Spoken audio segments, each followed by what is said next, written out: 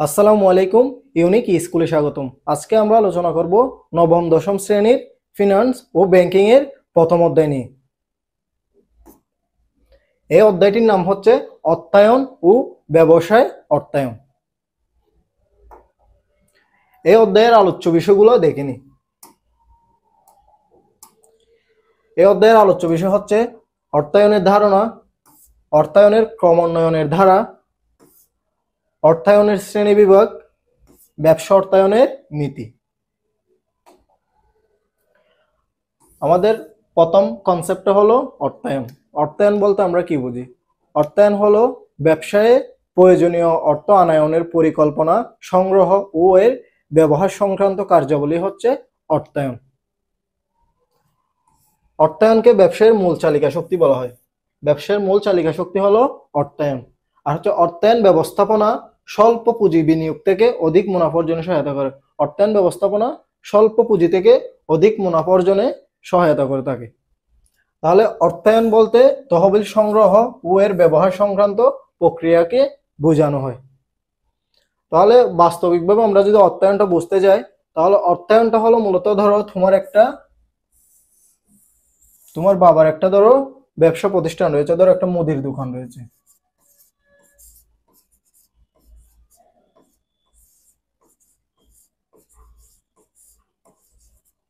তোমার বাবার একটা মুদির দোকান রয়েছে।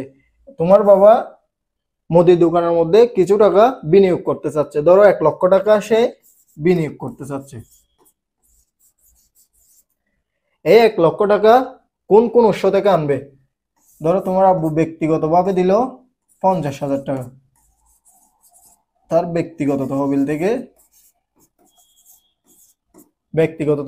দিল 50,000, ব্যাংক থেকে ঋণ নিল 50,000 টাকা, তাহলে তোমার আব্বু এই দুইটা উৎস থেকে তহবিল সংগ্রহ করে প্রতিষ্ঠানে নিয়ে আসছে। ওই একটা হচ্ছে ব্যক্তিগত তহবিল, আর একটা হচ্ছে ব্যাংক থেকে ঋণ নিয়ে। এই 1 লক্ষ টাকা কোন কোন খাতে ব্যয় করবে? ধরো তোমার আব্বু এক খাতে বিনিয়োগ করলো 50,000 টাকা এবং বি খাতে বিনিয়োগ করলো 50,000 টাকা।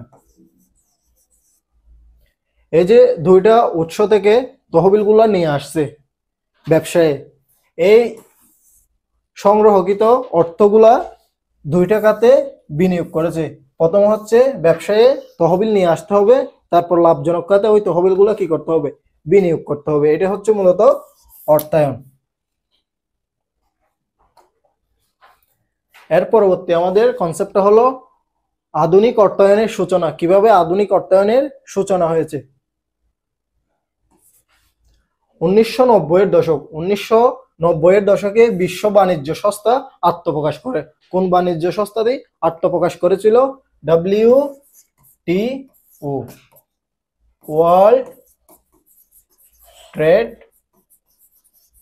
অর্গানাইজেশন।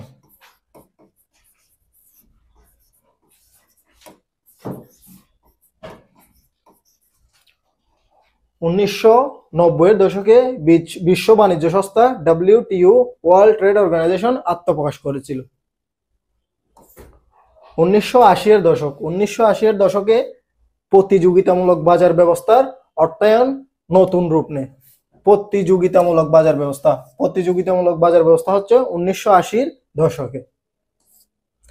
এর পরবর্তী হচ্ছে 1970-এর দশক। 1970-এর দশকে কম্পিউটারের ব্যবহার শুরু হয় 1970-এর দশকে। তাত্ত্বিক ব্যবসায় অর্থায়নকে নানা তত্ত্ব সমৃদ্ধ করে। হ্যারি মার্কুইজ, মার্টন, মিলার ও মডিগ্লিয়ানি ছিলেন উল্লেখযোগ্য।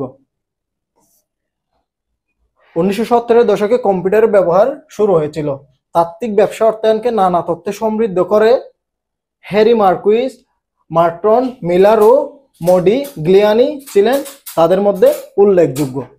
এই 4 জন ব্যক্তি হচ্ছে উল্লেখযোগ্য ছিল। এর পরবর্তী হচ্ছে আমাদের 1960-এর দশক। 1960-এর দশকে আধুনিক অর্থায়নের যাত্রা শুরু হয়। 1960-এর দশকের পর থেকে আধুনিক অর্থায়নের যাত্রা শুরু হয়েছিল। আধুনিক অর্থায়নের যাত্রা শুরু হয় শেয়ার বাজারের সম্পদ সর্বাধিকরণকে কি গুরুত্ব দেওয়া হতো। আধুনিক অর্থায়নের ক্ষেত্রে সম্পদ বৃদ্ধিকরণকে কি দেওয়া হতো? গুরুত্ব দেওয়া হতো।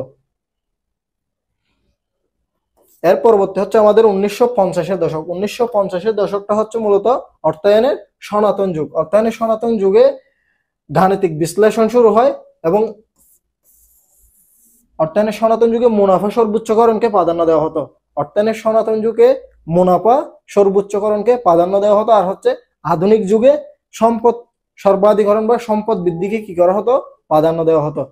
আধুনিক যুগ হচ্ছে 1960-এর পর থেকে, আর হচ্ছে সনাতন যুগ ছিল 1950 থেকে 1960, এই 10 বছর। 1940-এর দশক। 1940-এর দশকে সুষ্ঠুভাবে ব্যবসা পরিচালনার জন্য তারল্যের প্রয়োজন বুঝে নগদ প্রবাহের বাজেট রাখা হয়। 1940-এর দশকে সুষ্ঠুভাবে ব্যবসা পরিচালনার জন্য তারল্যের প্রয়োজন বুঝে, কিসের প্রয়োজন বুঝে? তারল্যের প্রয়োজন বুঝে নগদ অর্থ প্রবাহের বাজেট রাখা হতো। এর পরবর্তী আমাদের রয়েছে 1930-এর দশক। 1930-এর দশকে যুক্তরাষ্ট্রের কোম্পানিগুলো একত্রীকরণ প্রক্রিয়া কি করে? চালু করে। 1930-এর দশকে যুক্তরাষ্ট্রের কোম্পানিগুলো একত্রীকরণ প্রক্রিয়া চালু করেছিল। একত্রীকরণ প্রক্রিয়া সফলতা পায়নি, তাই শেয়ারের বিক্রির মাধ্যমে অর্থায়ন করত।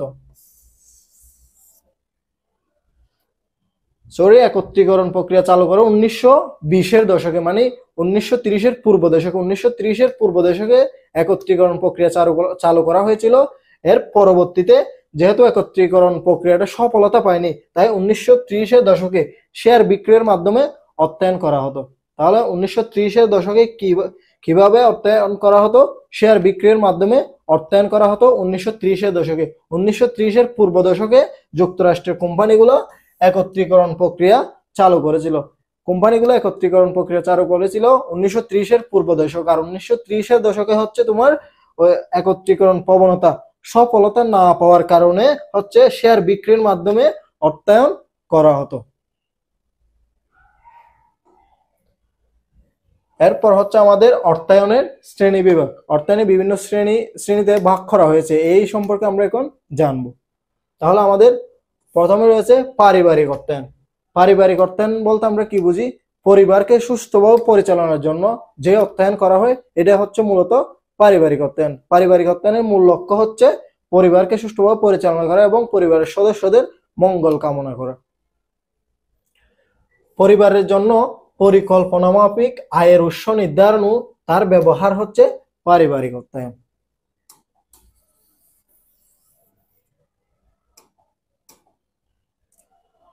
তাহলে পারিবারিক অর্থায়নটা কিভাবে হয়ে থাকে? ধরো তোমার আব্বুর মাসিক বেতন 50,000 টাকা,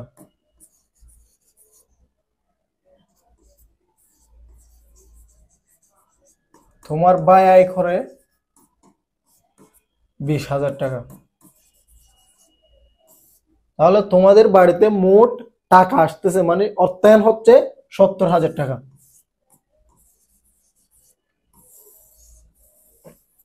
এই 70,000 টাকা হচ্ছে তোমাদের পরিবারের অর্থায়ন। এই 70,000 টাকা দিয়ে তোমাদের ফ্যামিলি যাবতীয় যত ধরনের খরচা আছে, যেমন হচ্ছে বাসা ভাড়া, বিদ্যুৎ বিল,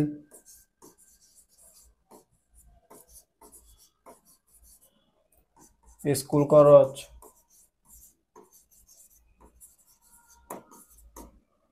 বাজার খরচ,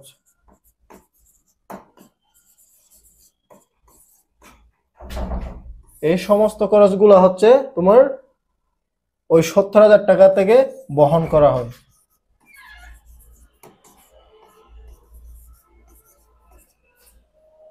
এভাবে পরিবারের ক্ষেত্রে অর্থায়ন হয়ে থাকে। পারিবারিক অর্থায়ন মূলত পরিবারের সদস্যদের কল্যাণের জন্য করা হয়। এর পরবর্তী আমাদের রয়েছে সরকারি অর্থায়ন। সরকারি অর্থায়নটা কি? সরকারের বার্ষিক আয় ব্যয় নির্বাহ করার জন্য প্রয়োজনীয় অর্থ ব্যবস্থাপনায় হলো সরকারি অর্থায়ন। সরকারি অর্থায়নের মূল লক্ষ্য হচ্ছে সমাজ কল্যাণ। সরকারি অর্থায়নের মূল লক্ষ্য কি? সমাজ কল্যাণ। সরকারি অর্থায়নের ক্ষেত্রে হচ্ছে আগে ব্যয় করে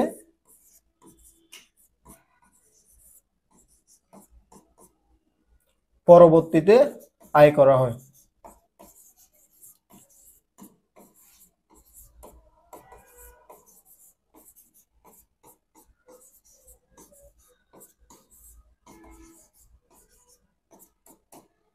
সরকারি রপ্তানির ক্ষেত্রে আগে ব্যয় করা হয়, পরবর্তীতে তা আয় করা হয়। এটা কিভাবে? প্রতি বছর সরকার বাজেট প্রণয়ন করে। প্রতি বছর বাজেটটা হচ্ছে সরকার আগে প্রণয়ন করে। শিক্ষা খাতে কত টাকা দিবে, ব্যবসায়িক খাতে কত টাকা দিবে, অবকাঠামোগত উন্নয়নে কত টাকা দিবে, এটা হচ্ছে সরকার একটা প্রতি বছর বাজেট প্রণয়ন করে থাকে। ওই বাজেট অনুযায়ী জনগণ থেকে সরকার আয় করে। সরকারের আয়ের উৎস কি হতে পারে?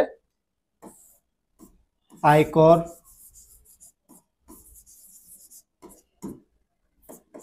ট্যাক্স, ভ্যাট, রাজস্ব,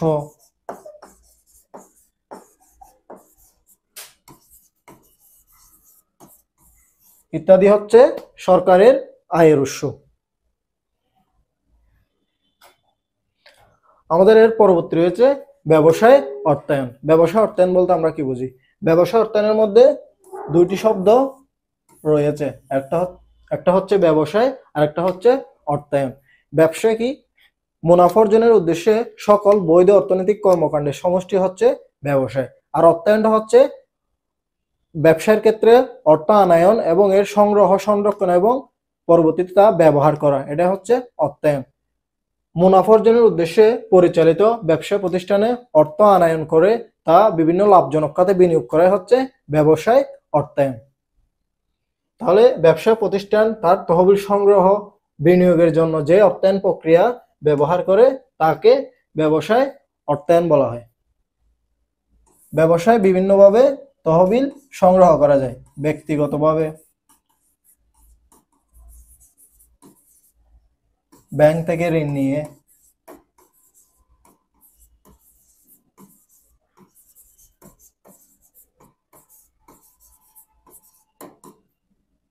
আত্মীয় স্বজন থেকে,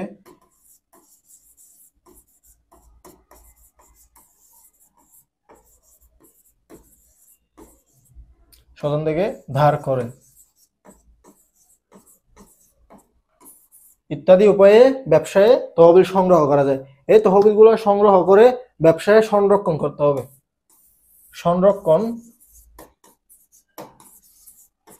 সংরক্ষণ করার পর এই সংরক্ষিত তহবিলগুলো বিভিন্ন লাভজনক খাতে বিনিয়োগ করতে হবে। ধরো এটা এ খাত, এটা বি খাত, এটা সি খাত। প্রথমে তুমি তহবিলগুলো সংগ্রহ করে প্রতিষ্ঠানে নিয়ে আসবা। দেখো, ব্যক্তিগতভাবে আনতে পারো, তাহলে তুমি ব্যাংক থেকে ঋণ নিয়ে আনতে পারো, তাহলে আত্মীয় স্বজন থেকে ধার করে তুমি ব্যবসায় তহবিল নিয়ে আসতে পারো। এই তহবিলগুলো নিয়ে আসার পর তুমি ব্যবসা প্রতিষ্ঠানে উক্ত তহবিলের অর্থগুলো সংরক্ষণ করে রাখবা। ওই সংরক্ষিত অর্থগুলো আবার বিভিন্ন লাভজনক খাতে কি করবা? তুমি বিনিয়োগ করবা। এভাবে ব্যবসার ক্ষেত্রে অর্থায়নটা হয়ে থাকে। আমাদের পরবর্তী কনসেপ্ট হচ্ছে আন্তর্জাতিক অর্থায়ন।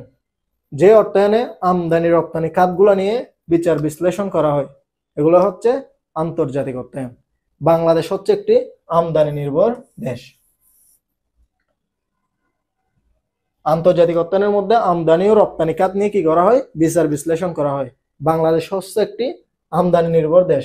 যখন বাংলাদেশে রপ্তানি থেকে আমদানি বেশি হওয়ার কারণে বাণিজ্য ঘাটতি দেখা দেয়। বাংলাদেশে কেন বাণিজ্য ঘাটতি দেখা দেয়?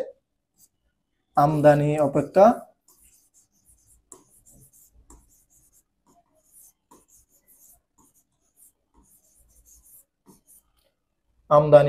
রপ্তানি বেশি হওয়ার কারণে।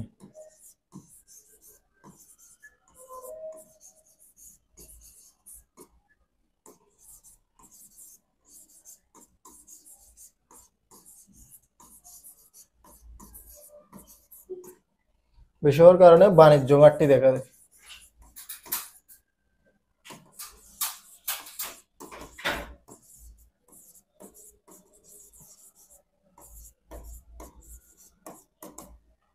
বাণিজ্য ঘাটতি কেন দেখা দেয়? আমদানি অপেক্ষা যখন রপ্তানি বেশি হয়ে যায় তখন বাণিজ্য ঘাটতি দেখা দেয়। এর পরবর্তী হচ্ছে অব্যবসায়ী প্রতিষ্ঠানের অর্থসংস্থান। অব্যবসায়ী প্রতিষ্ঠানে কিভাবে অর্থায়নটা হয়ে থাকে? অব্যবসায়ী প্রতিষ্ঠান হচ্ছে তোমার স্কুল, মসজিদ,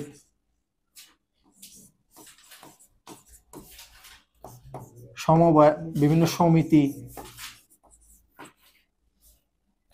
ইত্যাদি হচ্ছে অব্যবসায়ী প্রতিষ্ঠান।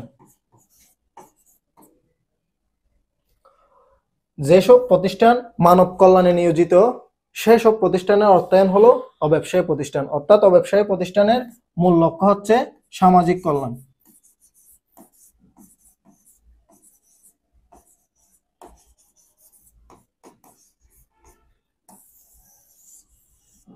অব্যবসায়ী প্রতিষ্ঠানের মূল লক্ষ্য হলো সামাজিক কল্যাণ।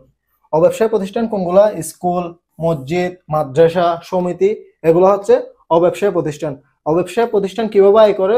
অব্যবসায়ী প্রতিষ্ঠানের আয়ের উৎস হলো অনুদান,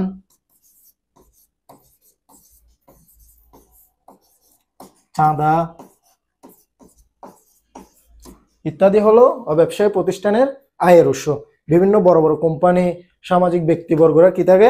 অব্যবসায়ী প্রতিষ্ঠানগুলোতে অনুদান দিয়ে থাকে। আর হচ্ছে সমিতির মধ্যে সমিতির সদস্যগুলা চাঁদা দেয়। এর পরবর্তী আমাদের রয়েছে ব্যবসা অর্থায়নের নীতি। এটা হচ্ছে খুবই গুরুত্বপূর্ণ, এখান থেকে প্রতি বছর প্রশ্ন হয়ে থাকে। তাহলে আমাদের প্রথম নীতিটা হচ্ছে তারল্য বনাম মুনাফার নীতি। তারল্য কি আর হচ্ছে মুনাফাটা কি? তারল্য হলো একটি প্রতিষ্ঠানের নগদত্ব।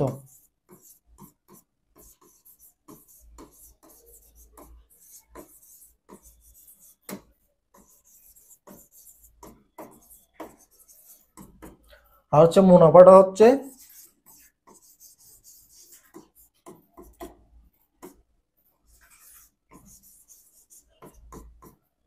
আয় অপেক্ষা ব্যয় কম।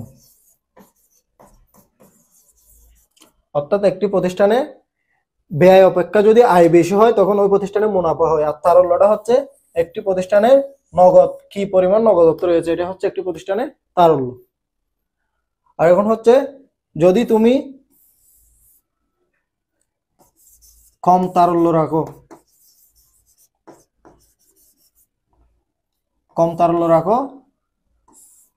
তাহলে অধিক বিনিয়োগ করতে পারবা।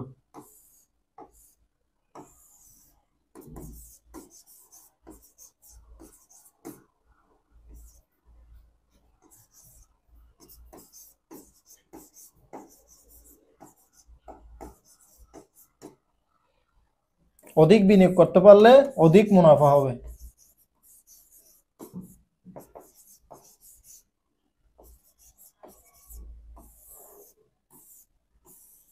আর তারল্য বেশি রেখে দিলে কম বিনিয়োগ করতে পারবা। কম বিনিয়োগ করতে পারলে কম মুনাফা হবে। তাহলে মুনাফা এবং তারল্যের মধ্যে কি সম্পর্ক বিদ্যমান? বিপরীতমুখী সম্পর্ক বিদ্যমান।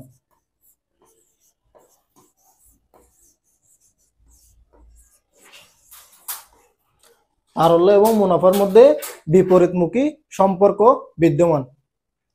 দেখো তুমি হচ্ছে প্রতিষ্ঠানে কম তারল্য রাখলে অধিক বিনিয়োগ করতে পারতেছো, অধিক বিনিয়োগ করতে পারলে অধিক মুনাফা হচ্ছে। তাহলে মুনাফা এবং তারল্যের মধ্যে হচ্ছে একটা ঋণাত্মক বা বিপরীত সম্পর্ক বিদ্যমান। তারল্য ও মুনাফার মধ্যে উপযুক্ত ভারসাম্য বজায় রেখে আর্থিক ব্যবস্থাপনা করার নীতি হলো তারল্য বনাম মুনাফার নীতি। তাই হচ্ছে প্রতিষ্ঠানে কি পরিমাণ নগদত্ব রাখবা, কি পরিমাণ বিনিয়োগ করবা, এই দুইটার মধ্যে সমন্বয় করে তোমাকে কি করতে হবে? আর্থিক সিদ্ধান্ত নিতে হবে। এটা হচ্ছে এই নীতির মূল কথা। এর পরবর্তী আমাদের রয়েছে উপযুক্ততার নীতি। উপযুক্ততার নীতি হচ্ছে স্বল্পমেয়াদী উৎস থেকে চলতি মূলধন এবং দীর্ঘমেয়াদী উৎস থেকে স্থায়ী মূলধন সংগ্রহের নীতি হচ্ছে উপযুক্ততার নীতি। অর্থাৎ উপযুক্ত স্থানে উপযুক্ত কিছু বসানো হচ্ছে উপযুক্ততার নীতি। অর্থাৎ হচ্ছে স্বল্পমেয়াদী উৎস থেকে তুমি চলতি মূলধন গুলা, যেগুলো হচ্ছে প্রতিষ্ঠানের কন্টিনিউয়াসলি খরচ, যেমন এক বছরের মধ্যে যে খরচাগুলো সংগঠিত হয়, যেমন মাসিক বেতন, কর্মচারীর বেতন, তোমার হচ্ছে ওই তোমার হিসাব পাতির যেগুলা মেশিনারি বা স্টেশনারি বাবদ যে খরচাগুলো হয়ে থাকে একটা প্রতিষ্ঠানের মধ্যে, এগুলো হচ্ছে মানে ব্যবসায় প্রতিদিন চলমান চলমান অবস্থায় যে খরচগুলো হয় এগুলো হচ্ছে মূলত চলতি খরচ। এই চলতি খরচগুলো তুমি স্বল্প মেয়াদী উৎস থেকে কি করবা, বহন করবা, আর হচ্ছে দীর্ঘমেয়াদী উৎস থেকে স্থায়ী মূলধন বহন করবা। এটা হচ্ছে ওই উপযুক্ততার নীতির মূল কথা। এর পরবর্তী হচ্ছে আমাদের ব্যবসা বৈচিত্র্য ও ঝুঁকি বন্টন নীতি। ব্যবসা বৈচিত্র্যের অপর নাম হচ্ছে পোর্টফোলিও নীতি।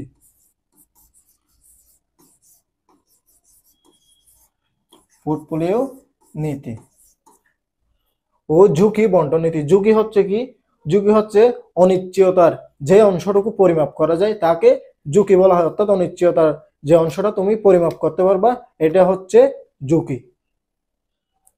তাহলে বিনিয়োগকারী তার সব সম্পদ একটি সম্পদে বিনিয়োগ না করে, অর্থাৎ বিনিয়োগকারী তার সব সম্পদ একটি প্রকল্পে বা একটি সম্পদে বিনিয়োগ না করে একাধিক প্রকল্পে বিনিয়োগ করাকে বৈচিত্র্যায়ন নীতি বা পোর্টফোলিও নীতি বলা হয়।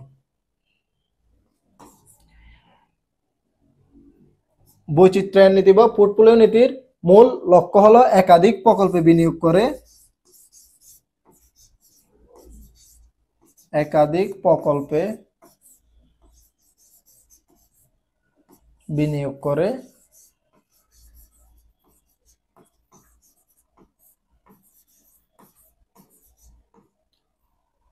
ঝুঁকি হ্রাস করা।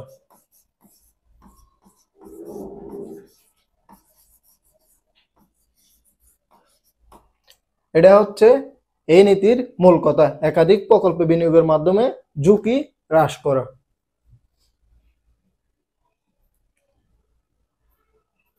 ধরো তোমার দুইটা বন্ধু রয়েছে এক্স ওয়াই, তাদের 20,000 করে টাকা আছে।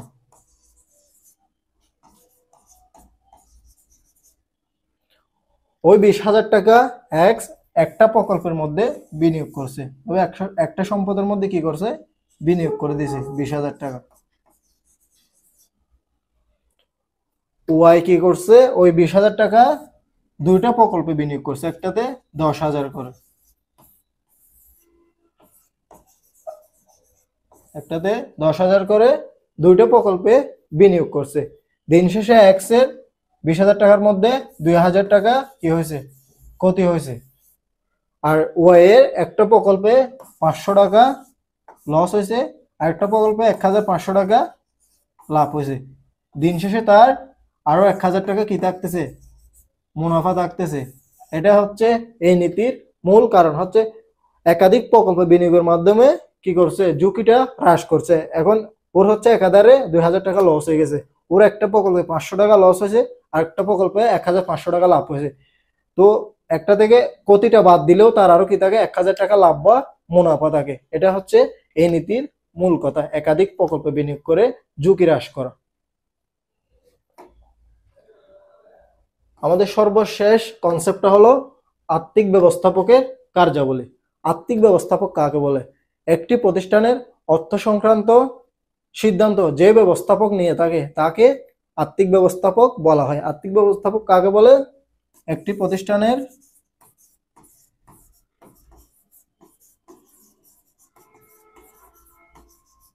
সকল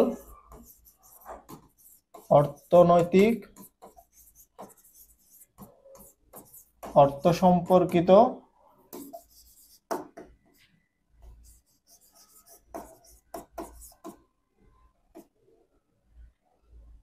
পরিকল্পনা যে ব্যবস্থাপক নিয়ে থাকে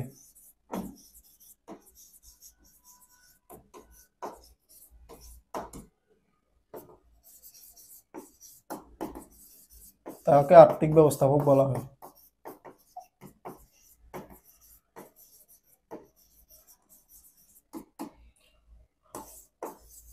একজন আর্থিক ব্যবস্থাপক একটি প্রতিষ্ঠানের সকল অর্থনৈতিক কার্যক্রমের পরিকল্পনা নিয়ে থাকে। আর্থিক ব্যবস্থাপকের দুই ধরনের সিদ্ধান্ত নিয়ে থাকে, একটি হচ্ছে আয় সিদ্ধান্ত বা অর্থায়ন সিদ্ধান্ত, আরেকটি হচ্ছে ব্যয় সিদ্ধান্ত বা বিনিয়োগ সিদ্ধান্ত। আর্থিক ব্যবস্থাপক এই দুই ধরনের সিদ্ধান্ত নিয়ে থাকে। আয় সিদ্ধান্ত বা অর্থায়ন সিদ্ধান্ত হচ্ছে ব্যবসা প্রতিষ্ঠানে তহবিল সংগ্রহের জন্য, অর্থাৎ অর্থ নিয়ে আসার জন্য তহবিল সংগ্রহের জন্য যে সিদ্ধান্ত নেওয়া হয়।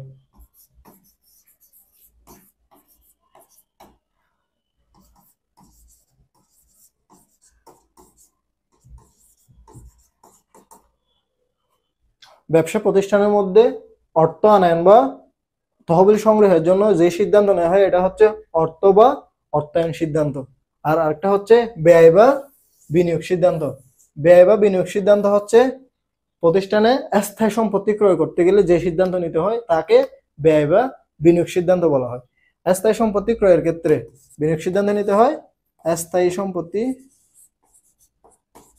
সম্পত্তি ক্রয়ের ক্ষেত্রে।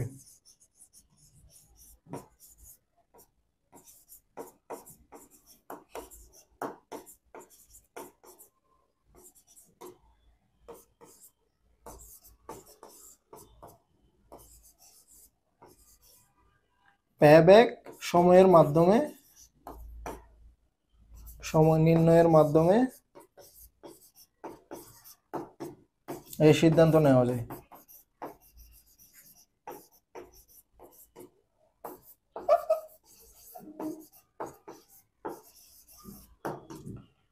আয় সিদ্ধান্ত বা অর্থায়ন সিদ্ধান্তটা হচ্ছে ব্যবসায় তহবিল সংগ্রহ অর্থাৎ ব্যবসায় অর্থ আনয়নের জন্য যে সিদ্ধান্ত নেওয়া হয় এটা হচ্ছে আয় সিদ্ধান্ত বা অর্থায়ন সিদ্ধান্ত। আর হচ্ছে ব্যয় সিদ্ধান্ত বা বিনিয়োগ সিদ্ধান্ত হচ্ছে তুমি ব্যবসা প্রতিষ্ঠানে যখন একটা স্থায়ী সম্পত্তি কোনো একটা মেশিন অথবা বড় কিছু ক্রয় করতে চাচ্ছ, যখন স্থায়ীভাবে বিনিয়োগ করতে চাচ্ছ তখন তোমাকে ব্যয় সিদ্ধান্ত বা বিনিয়োগ সিদ্ধান্ত নিতে হবে।